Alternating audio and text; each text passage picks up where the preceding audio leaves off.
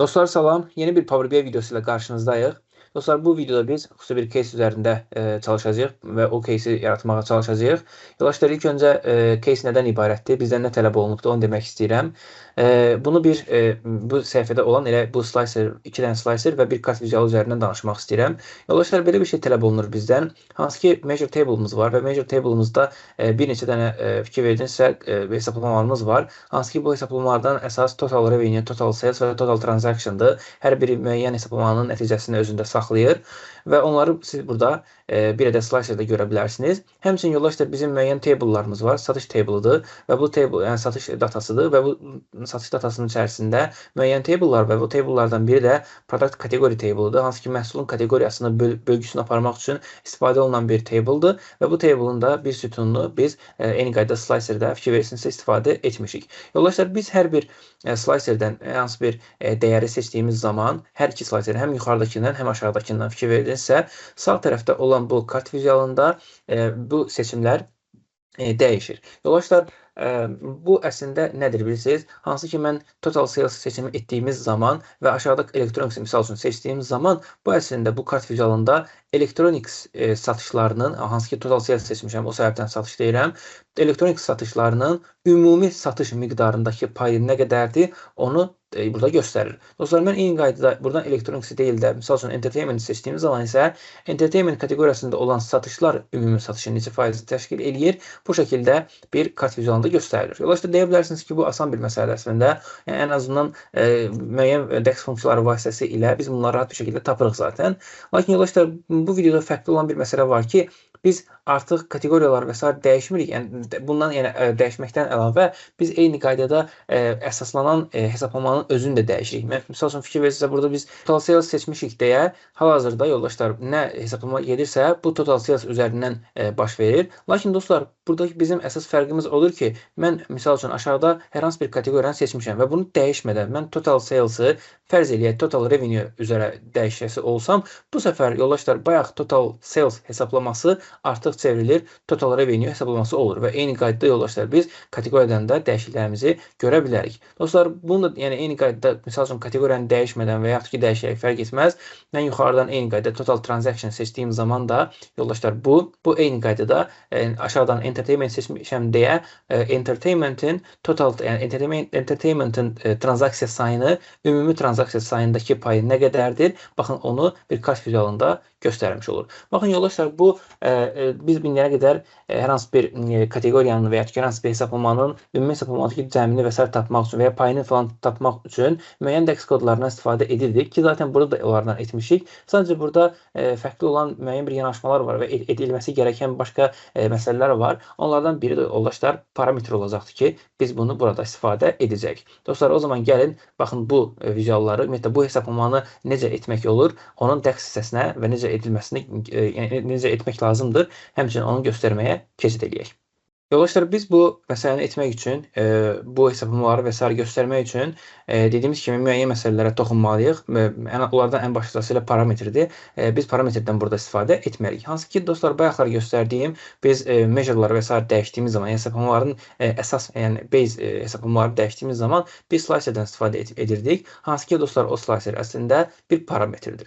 Dostlar, bizim əlimizdə baxın, total revenue, total sales və total transaction hazırdır. Hansı ki, biz bunlar üzərində addımlamaq və ya ki, bunları seçim etmək üçün yoldaşlar hal-hazırda parametrdən istifadə edə bilərik. Dostlar, modeling bölməsindən new parametr, oradan isə fields bölməsini keçid edə bilərik. Dostlar, parametrimizə ad verək. Misal üçün, my measures adını əlavə edə bilərək və bundan sonra dostlar biz öz measure'larımızı bu parametr daxilinə əlavə edə bilərik. Dostlar, sırası ilə eyni qaydada total revenue, total sales və total transaction'ı əlavə edək. Dostlar, bundan sonra create düyməsində kliklədikdən sonra zaten baxın bizə həmin o measure'ın, daha doğrusu həmin o slicer'ı vermiş olacaqdır. Yoldaşlar, bu slicer dediyim kimi mən hər hansı bir slicer'ı seçdiyim anda buradan həmin o measure'ı mənim üçün seçmiş olacaqdır. Yaxşı dostlar, mən bu measure'ı necə buradan əldə edib, yəni və yaxud ki, lap dəqiq desək, mən digər hesablamalarımda necə bildirə bilərəm ki, dostlar, məsəl üçün, mən burada total sales'a basmışam və sən orada get total sales'ı əsas götürərək digər hesablamaların hər birini et. Dostlar, bax, bunu etmək üçün artıq burada, yəni fərqli bir məsələlərdən, fərqli bir üsullardan, yəni mütləq şəkildə istifadə etməliyik. Dostlar, belə bir şey deyim sizə ilk öncə. My Measure-da hansı ki biz bura bir table formatında, yəni təbii ki də yaradır bizim bu parametri. Hansı ki burada bizim My Measure bir sütunumuz var. Lakin dostlar, əslində bundan başqa hide olmuş, yəni burada görsənməyən, lakin bizim data modeldə görsənən əslində başqa burada videolar, daha doğrusu sütunlar da var. Hansı ki onları göstərmək istəyirəm. Yoldaşlar, onlardan birincisi fieldlərin özüdür. Lakin digəri isə orderlardır. Yəni ki, hansı ki dostlar, biz bu table üzərinə kliklədiyimiz zaman fikir verdinizsə müəyyən bir DAX kodları çıxır. Bax, o DAX kodlarının əsas order bölməsi hansı ki, bax 0, 1 və 2-ni göstərir. Yəni ki, dostlar, mən əslində bu sütuna müraciət etsəm və seçimlərimi etsəm, əslində mən bu 0 və 1-ə və həmçində 2-ə çata bilərəm. Tamam, gəlin onu yoxlayaq. Yoldaşlar, məsələn, belə bir measure yaratmaq istəyirəm. Bir measure olsun, hələ ki adını qoymuram və bu measure-a belə bir şey, hansı ki selected value adında bir funksiyamız var. Yoldaşlar, bu selected value sütunda seçilmiş dəyəri, hansı dəyər varsa həmin o dəyəri qaytarır. Əks təqdirdə isə dostlar, hər hansı bir alternativ bir result və yaxud ki bir dəyər qaytara bilər. Yoldaşlar, mən My Measure-da olan bax bu order sütunu, hansı ki zaten bu da sütundur, hansı ki bu sütunu mən seçə bilərəm. Yoldaşlar, bunun sütun olmasını belə göstərə bilərəm sizə. Table view-ya keçid etdikdən sonra My Measure seçirəm. Baxın dostlar, həmin onların hər biri həm adları, özləri və ən əsası da dostlar My Measures bölməsi 0-1-2 olaraq, yəni indeks məntiqində çalışaraq bir sütun təşkil etmiş olur. Yəni rəqəmsal bir sütun təşkil etmiş olur. Dostlar, indi mən bu sütunu bir deməli measure daxilində selected value funksiyası vasitəsilə götürmüşəm. Yenə dediyim kimi selected value funksiyası, baxın yoldaşlar, hansı ki spesifik, yəni bir sütunda əgər bir ədəd, yəni dəyər seçilibsə, həmin o dəyəri mənim üçün qaytaracaqdır. Yoldaşlar, indi baxın, measure deyəcəm. Yəni bu measure, daha doğrusu bir kart vizualını atacağım. Dostlar, baxın, total revenue-ya kliklədiyimiz zaman bu kart vizualı 0 olur.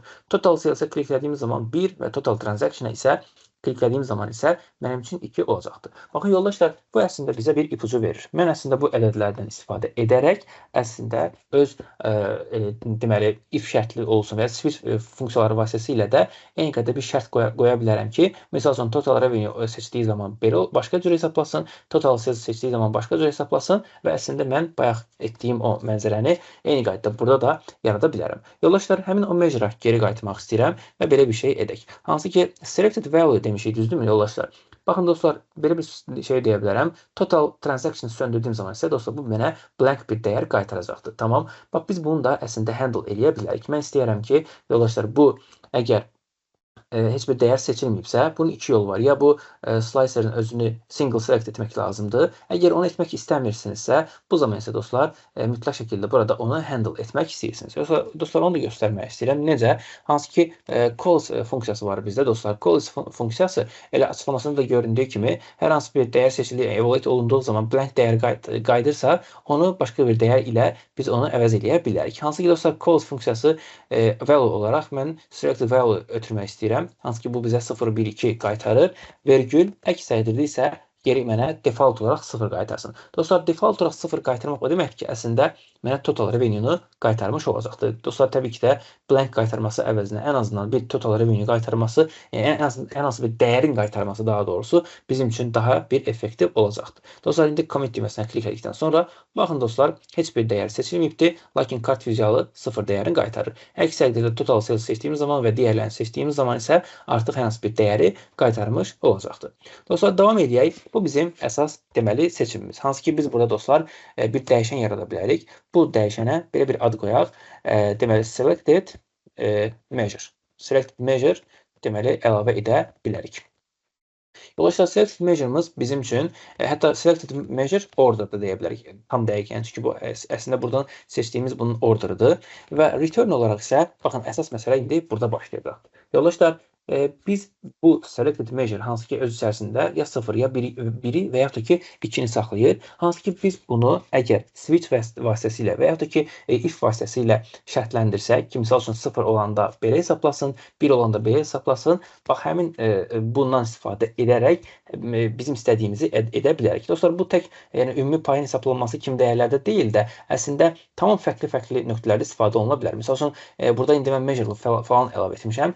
Ümumiyyətlə hər hansı bir istifadəçinin üçün seçimlər qoya bilərsiniz ki, tutaq ki deyirəm, sum ol. Burada yaza bilər ki, sum, count və s. Sum kliklədiyi zaman nəyisə cəmləsin, count etdiyi zaman nəyisə sayını tapsın və ya average etdiyi zaman isə nəyisə average-ni tapsın. Bu da əslində dostlar çox effektiv bir üslubdur. Dostlar, funksiyamız ilk öncə switch vasitəsilə başlayacaq. Dostlar, əgər switch funksiyasını bilmirsinizsə, tövsiyə edirəm ki, bunu ayrıca araşdırasınız. Nə olan şey? Ümumiyyətlə, videoda istifadə etdiyimiz digər, yəni DEX kodlarında əgər çətinlik varsa, onları ayrıca araşdırmağınız tövsiyə olunur.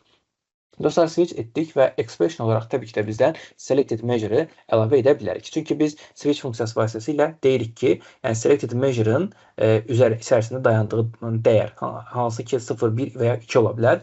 Misal üçün, əgər 0-dırsa nə baş verməlidir? Dostlar, 0 olduğu zaman hansı ki 0 bizdə total revenue idi.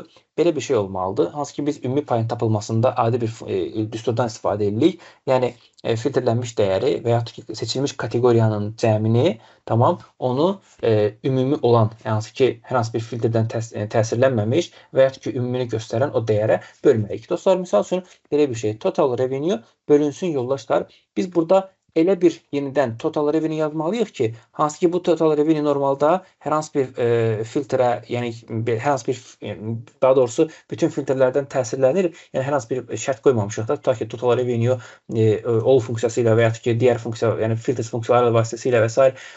qarşısı kəsilsin funksiyanın. Yəni bütün kateqoriyalardan, bütün filtrlərdən, yəni modeldə olan bütün filtrlərdən təsirlənə bilər. Amma qarşısında isə bunun məxrəc hissəsində və ya bunun ümumi payın tapılmasında kömək olan o ümumi dəyər isə elə bir şey olmalıdır ki, bu total revenue-nun hamısını özündə cəmləməlidir. Dostlar, uzun sözün qısası biz burada calculate funksiyası vasitəsi ilə total revenue və dostlar, all funksiyası vasitəsilə calculate-in filtr bölməsində isə hansı ki total revenue yoldaşlar bizim data modeldə sales table üzərində deməli hesablanıbdır. Bu sales table-ı ötürə bilərik. Dostlar, baxın bu yazılış hansı ki deməli, bu yazılış calculate funksiyası, yəni məxrəc tərəfində yazmış calculate funksiyası və calculate-in içərisində yazmış olan all funksiyası hansı ki sales table-a gələn bütün filtrləri qaldıracaq, yəni ki qarşısını kəsəcək. O səbəbdən qarşısı kəsilmiş bir cədvəldə total revenue hesaplaması etdiyimiz zaman isə qarşı tərəfin nə olursa olsun, onun məxrəc bölməsi dəyişməyəcəkdir. Misal üçün, bizim total revenue-muz fərz edək 2 milyondursa, bizim əgər total revenue-muzda üçün əgər kateqori olaraq əgər seçilibsə, tutaq ki, entertainment nədirsə, total revenue onun üçün filtrlənəcəkdir. Data modelə əsasən. Lakin calculate funksiyası içərisində yazılmış all funksiyası isə o filtrin qarşısını kəsir və total revenue ondan təsirlənmir heç bir şəkildə. O zaman belə olduğu təqdirdə entertainment-dən daha doğrusu gələn revenue fərz edək 2 milyonun ta kəndisinə bölünmüş olacaqdır və bu şəkildə biz dostlar ümumi bir payı hesablamış olacaq. Dostlar, vergül ilə davam eləmək istəyirəm. 0-dan sonra 1 olacaqdır. Əslində eyni məntiqi burada da təşkil etmək olar. Baxın, total sales deyək və bölünsün yuxarıda olan. Dostlar, sürətli bir şəkildə kopyalamaq istəyirəm. Sadəcə burada dəyişəcəyim olacaq. Total sales. Eynisini yoldaşlar aşağı doğru kopyala edə bilərik və burada sadəcə buraya yazacağıq 2 və total sales əvəzinə total transaction yazmaq olar. Burada total transaction yazmaq olar və switch funksiyasını da eyni qaydada bağlaya bilərik. Yoldaşlar, bayaq dediyim məsələ. Mən indi hal-hazırda measure'lar üzərindən getdiyim üçün və mənim vahid bir, məndən istənilən bir case var o səbəbdən bunun üzərinə getdiyim üçün əslində bir-birinə oxşar dəyərlər yazdım. Təbii ki də siz burada misal üçün deyilə bilər ki, bayaq dediyim kimi burada nəyisə samlasın, burada nəyisə average-ləsin və s. Belə olan təqdirdə qarşısında olan o deməli hesablamaların hamısını özünüz üçün dəyişə bilərsiniz və hətta bunu yəni başqa bir measure-da bura istinad eləyə bilərsiniz. Dostlar, bundan sonra artıq bizim measure-ımız və əsas hesablamamız hazırdır. Dostlar, bunun da adını qoyaq faiz of category. Yəni kateqoriyalar üzrə deməli bizim faiz hesablamamız. Dostlar, commit düyməsinə klik etdikdən sonra bu bizə müəyyən bir dəyəri vermiş olacaqdır. Təbii ki də faiz olaraq. Dostlar, total sales seçirəm hələ ki. Bunu qaldıraq, yuxarıya qoyaq. Və yoldaşlar, bunu özünü də eyni qaydada faiz ilə ifadə etməyə çalışaq. Dostlar, hər iki təbii ki də 100%dir. Aydın məsələ ki, total sales öz içərisində 100% təşkil eləyir. Lakin mən burada gəlib də, misal üçün, product category table-dan bir ədəd slicer əlavə etsəm və burada artıq müəyyən bir seçimlər etsəm, misal üçün, elektronik seçəsi olsam, baxın dostlar, artıq faiz göstəricisini göstərdi. Entertainment seçirəm, başqa bir faiz göstəricisi. Hətta yoldaşlar, bu demək, kat vizualının, daha doğrusu hesaplamanın, yəni measure-ın özünün buradan desimalını artıraq ki, burada tam dəyər göstərsin. Və yoldaşlar, Baxın, elektron hissəsi çevirdiyimiz zaman 9%, 61, yəni vergüldən sonrası da var. Eyni qaydada digərlərini açıram və fikir verin dostlar, baxın bu hesablama artıq həm kateqoriyalar üzrə, həmçinin də yoldaşlar measure'lar üzrə deməli hesablanmış oldu. Yoldaşlar, dediyim kimi, baxın, bura tək siz məcbur deyilsiniz 3 dənəsini atmağa. Yəni ki, siz bu parametr daxilinə başqa deməli hesablamalar da əlavə edə bilərsiniz. Yoldaşlar, bu kart vizualında hesaplanan bu bizim hesablamamız, yəni hansı ki, sadəcə kart vizualında istifadə etmək üçün deyil, yeri gəldiyi zaman, yəni başqa funksiyalarda və s. də yəni istifadə oluna bilər. Yəni başqa DAX kodlarının içərisində istifadə oluna bilər və yaxud da ki, başqa vizuallarda da istifadə oluna bilər. Yoldaşlar, istəyirsiniz gəlin videomuzun son hissəsində də kiçik bir hesabat qurmağa çalışaq. Sadəcə bax, bir ədəd hesablama üzərindən bir hesabat qurmağa çalışaq. Belə bir şey olsun yoldaşlar. Mən bu filtrləri, slicerləri sağ tərəfə götürmək istəyirəm. Bu kart vizualını da bu şəkildə bir daha, yəni sağ tərəfə, digərlərini sol tərəfə götürdüm. Yoldaşlar, belə bir şey eləyək. Misal üçün mən istəyirəm ki, fərz eləyək, mən burada hansı ki kateqoriya falan seçirəm, yəni bu məhsul kateqoriyasıdır. Bunun qarşısında bir dənə bar chart vizualında, bu şəkildə bir bar chart vizualında həmin seçdiyim bu kateqoriyalar üzrə mənim qarşıma deməli məhsulların adlarını gətirsin. Yoldaşlar, bu səbəbdən öz məhsul cədvəlimdən produktın qarşısına atıram. Eyni qayda Files of kateqoriyini də atacağım bunun qarşısına. Yoldaşlar, baxın yoldaşlar, indi data label'ını da açmaq istəyirəm.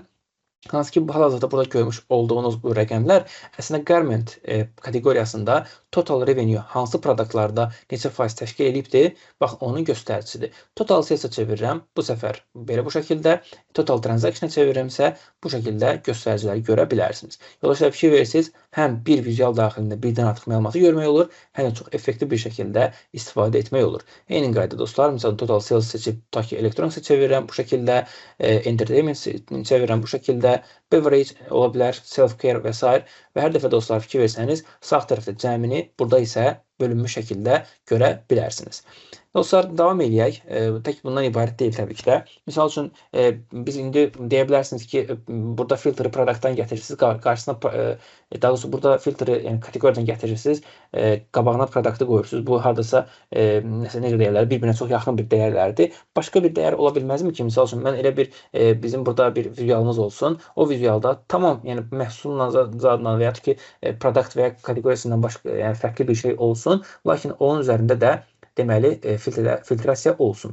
Dostlar, bunun üçün də belə bir şey etmək istəyərəm. Hansı ki, bizim datamızda, hansı ki, bizim deməli sales table-ın özündə countries adında bir sütun var. Yəni satışların ölkələr üzrə bölgüsü var. Hansı ki, bunu da eyni qaydada istifadə edə bilərik. Dostlar, bunu harada istifadə edək? Misal üçün, Clustered Column Chart'da yəni istifadə edə bilərik. Dostlar, belə bir vizual hazırlayacağıq.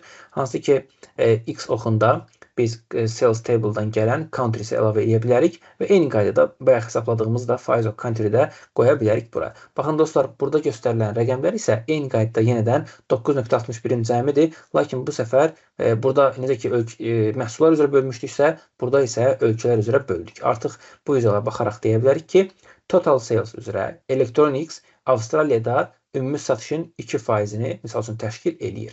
Digər ölkələri də eyni qaydada bu şəkildə təşkil etmiş olacaqdır.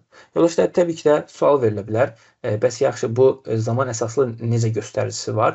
Yəni ki, daha sonra zaman əsaslı bunun göstəricisi necədir? Hansı ki, aylar üzrə necə satılıbdır bu? Bəs onu necə görə bilərik? Yoldaşlar, bunun üçün də bizim hansı ki, kalendar table'ımız var. Kalendar table'ımızda ayların adları var. Dostlar, bunun üçün ən yaxşı vizual düşünürəm ki, line chart olacaqdır və line chart vizualından istifadə eləyərək kalendardan month name, yəni ki, ayların adlarını yenə eyni qaydada Files of kateqorini əlavə eləyə bilərik bura. Yoldaşlar, data label-ını da həmən açmaq istəyirəm. Data label əlavə olunsun. Və dostlar, bu vizualda isə gördükləriniz nədir? Artıq mən tutaq ki, Total Sales-dən Electronics-i seçmişəm. Total Sales-dən seçdiyim Electronics aylar üzrə neçə faiz təşkil edibdir, yəni ümumi satışın və bu şəkildə həmin onun bölgüsünü görə bilərsiniz. Yoldaşlar, yenə təkrar etmək gərəkirsə, bizim ümumi cəmimiz, yəni ümumi faiz göstərisi bizim üçün 9.61-dir. Lakin burada göstərilən, yəni bu 9.61-in aylar üzrə bölgüsüdür. Yoldaşlar, buna siz əslində, təbii bu bütün illər boyuncadır, tamam. Buna əslində siz bir dənə də, yəni il deməli slicer da əlavə edə bilərsiniz. Yoldaşlar, həmən bu vizual daha dəqiq filtrləmək üçün belə bir şey eləyək. Yeni bir slicer əlavə edəcəm bura və bu slicerdə yoldaşlar artıq kateqori deyil də, misal üçün tamam fərqli bir buradan deməli bizim ilimizi əlavə edə bilərik bura. Yoldaşlar, baxın indi hansı ki total sales seçmişəm, elektronik seçmişəm və buradan da misal üçün fərz eləyək 2022-ci seçdiyim zaman baxın dəyərlər dəyişdi. Yəni biz 2022-ci ildə ümumi satışda elektroniksin ümumi satışdakı payı, yəni 2022-ci il üzrə burada 1.86% təşkil eləyibdir və digərləri də eyni qaydada bu şəkildə böyütmə ki dəyişəcəkdir. Baxın yoldaşlar, hamısı dəyişə gedir. İndi burada yoldaşlar görmüş olduğunuz 1.86 hansı ki eyni qaydada cəmdir. Lakin burada görmüş olduğunuz dəyərlər isə bu cəmin, yəni ki aylar üzrə, ölkələr üzrə və məhsullar üzrə deməli bölgüsüdür. Yoldaşlar, deməli başqa vizual keçək. Yenə də göstərmək istəyirəm yeni bir şey. Belə bir vizualımız olsun yoldaşlar burada. Hansı ki biz məsələn aylar üzrə bu şəkildə göstərmişik. Əslində buna oxşar bir vizual ola bilər. Hansı ki waterfall chartdan istifadə edə bilərik. Buradakı bir aydan digər aya keçəndə bizim faiz göstəricimiz nə qədər artıbdır, nə qədər də azalıbdır. Bunu da göstərmək əslində olar. Yoldaşlar, bunun üçün də biz adi waterfall chartdan istifadə edə bilərik. Hansı ki waterfall chartımızı seçirəm. Biraz ölçülərini falan bu şəkildə düzgün şəkildə yerləşdirək. Və yoldaşlar, yenə eyni qaydada X oxuna mən buradan demək X oxuna yox da üzr istəyirəm, kateqori oxuna eyni qaydada month name-i əlavə edə bilərik. Və Y oxuna isə eyni qaydada kateqorini əlavə edə bilərik. Yoldaşlar, təbii kateqorini yox da üzr istəyirəm. Təbii bunun üzərindən artıq bir hesablama eləməliyik ki, bir əvvəlki ay ilə arasındakı fərq nədir? Həm dostlar, burada onu hesablayacaq, həm də bu hesablamanın nəticəsinin, yəni ki, başqa vizualda, yəni başqa DAX kodunda da istifadə edildiyini burada görəcəksiniz. Dostlar, o səbəbdən new measure deyəcəm və new measure-da faiz of category deyəcəm, lakin prev month olaraq burada işarə edə bilərik. Yoldaşlar, bunun üçün adi bir şəkildə calculate-dən istifadə edəcəyik və calculate ilə faiz of deməli kateqori, təbii burada daha düzgün yazaq, faiz of kateqori və bir ay əvvələ qayıtmaq üçün isə date add funksiyasından istifadə edə bilərik. Dostlar, date olaraq kalendarın date'ini, number of interval olaraq -1, çünki bir ay əvvələ qayıtmalıyıq, o səbəbdən -1 və month olaraq həmçində bu şəkildə month olaraq əlavə edə bilərik.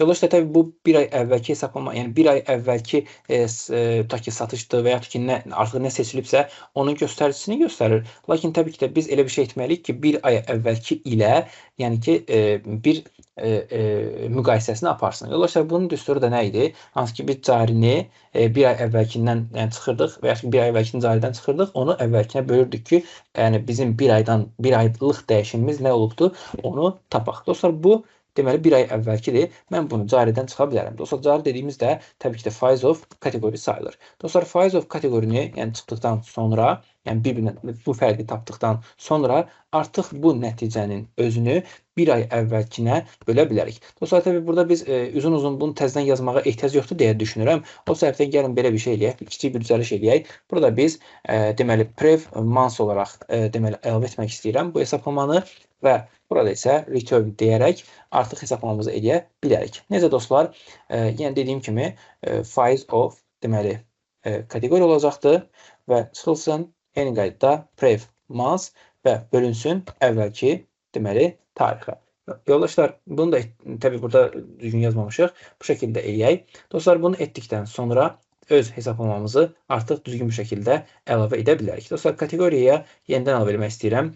Deməli, bizim month name-imizi və Y oxuna isə yoldaşlar faiz of kateqori prev month-ı əlavə edə bilərik. Yoldaşlar, baxın, bütün illər boyunca artma və azalmaları göstərir. Təbii burada dostlar, biz bu measure-ın özünü də eyni qaydada digərində olduğu kimi faizlə ifadə etsək daha yaxşı olar. Və dostlar, bu hal-hazırda bütün illəri göstərir. Amma bütün il dediyim də nədir? Onu demək istəyirəm. Hansı ki, Electronics'in total sales-daki deməli və yaxud ki, Electronics kateqoriyasında olan satışların ümumi satışdakı payı nədir? Onu göstərir. Bütün illər boyunca dəyişimli və həmçinin aylar üzrə dəyişimli bir aydan digər ay keçəndə nə qədər dəyişibdir? Məsəl üçün, burada fikir verirsinizsə, yanvardan marta, daha doğrusu fevraldan marta keçəndə məsələn 48% artdığını görə bilərik. Dostlar, əslində bunu burada da görə bilərik. Fikir verin, fevralda tutaq ki 0,74% payı təşkil edirsə, martda isə fikir verin bu oxun, yəni bu line chartın uzu necə yuxarıya doğru yönəlmişdir. Yoldaşlar, bunu illər üzrə də göstərə bilərik. Məsəl üçün fikir versəniz, 2022-ni seçirəm. Həqiqətən də fikir verin burada xüsusilə kritik məqam hardadır? Oktyabrdan noyabrə keçəndə 0,04%-dən 0,17%-ə doğru qalxıb pay.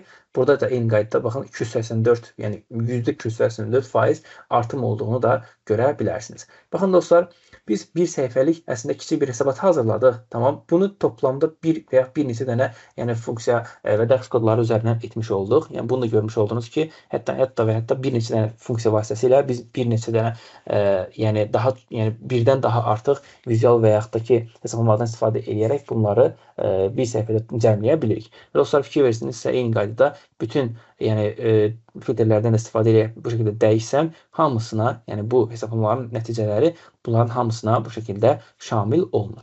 Dostlar, bu şəkildə bir case bizdən tələb olunurdu. Belə bir tapşırıq verilmişdi. Ümid edirəm ki, faydalı bir video olar, faydalı bir yanaşma olar. Siz də bunu dediyim kimi, bayaqlar olduğu kimi mən burada measure'dan istifadə etmişəm. Təbii ki də siz bunu daha fərqli cür seçimlər edərək, yəni öz istifadəçilərinizə seçimlər şansı verərək fərqli hesablamaları da edə bilərsiniz. Yoldaşlar, bugünkü videomuz bundan ibarət idi.